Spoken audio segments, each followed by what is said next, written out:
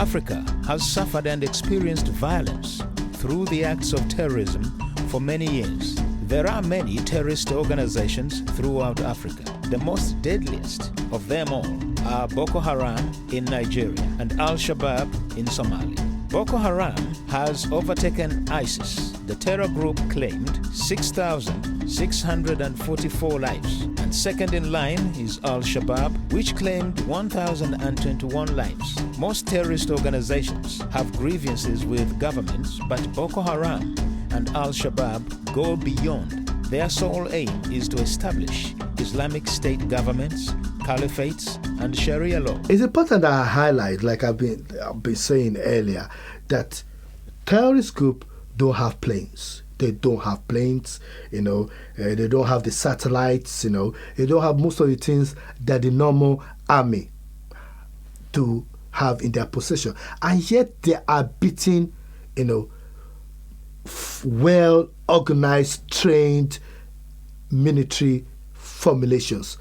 These are killing machines, and they are defeating them, because of the approach and methodology that they are adopting. Why is this happening? Militant and terrorist groups are a prime source of insecurity in many parts of Africa. The question is, do we take security very seriously in Africa?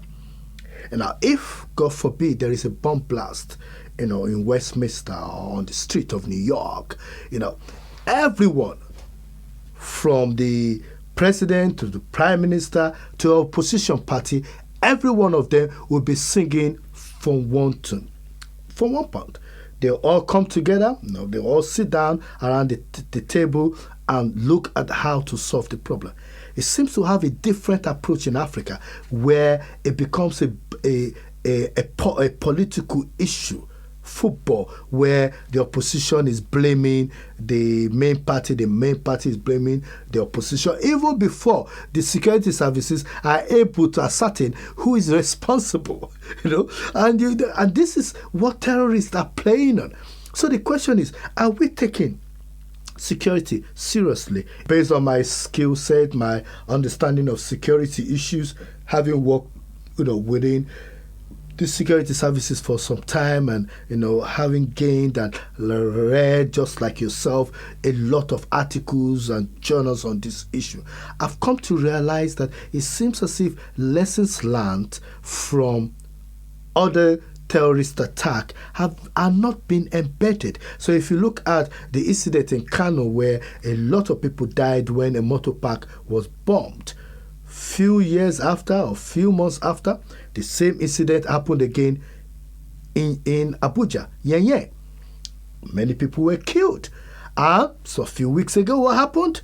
Also a few days ago, actually, a same marketplace was bombed in Maduguri. And the question then is it not the same security services that are responsible for the protection of life? Why is it that lessons learned for all those security incidents have not been embedded? The same thing happened, with the viewing center, happened in Uganda during the World Cup a few years ago.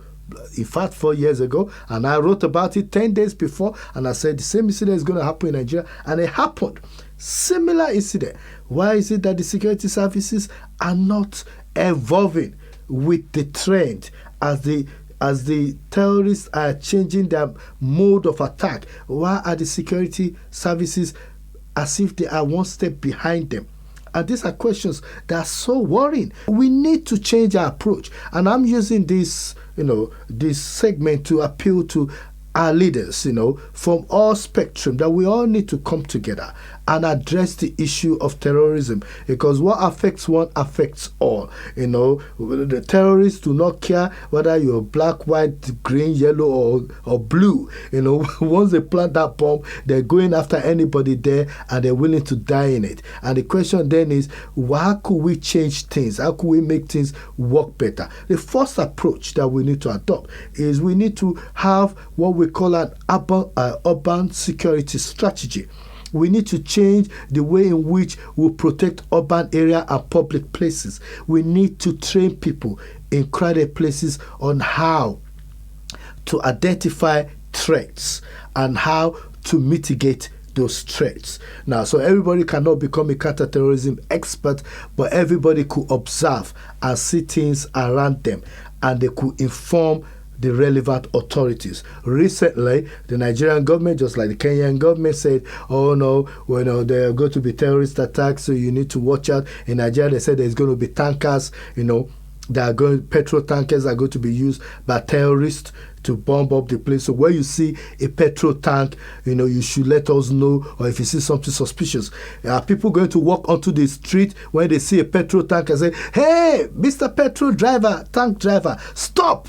We suspect you to be a Boko Haram member or a Shabaab. No, it's not going to work like that. And the question then is, what are the police doing to engage with people, to train them or to equip them on what they need to know, how they need to react during a terrorist attack? These are issues that we will be addressing, and we need your help to deal with that, because it's not just about preventive terrorism, it's about protective terrorism, and it's also about preparatory terrorism, because when the incidents are occur, a lot of life could be saved if every one of us understand how people need to be held or how people need to be treated during a terrorist attack.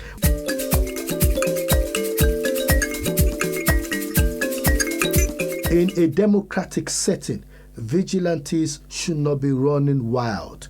Now, if you have an effective democratic system, you must have the police, the military doing their job. Could you just imagine the UK government or UK police or the US or Canadian allowing people to run riot on the street saying they're looking for criminals? It's not allowed. There is what we call citizen arrest, and that is acceptable. But from getting yourself into a group and going about not addressing human, not abiding by the law is not acceptable. And the Nigerian government and other African governments need to actually look at other methods, other methodology that they could employ to address this issue, because most of these youths or most of these individuals that are involved in vigilante will end up, from lessons learned from history, to become violent extremists themselves. But we need to also highlight and help our kids also to ensure that they need to avoid going overseas to get involved, because they will be made stateless. And this is not trying to create fright or make people worry, but just to let them know that they cannot travel to these countries that are war fraught to get involved in terrorism.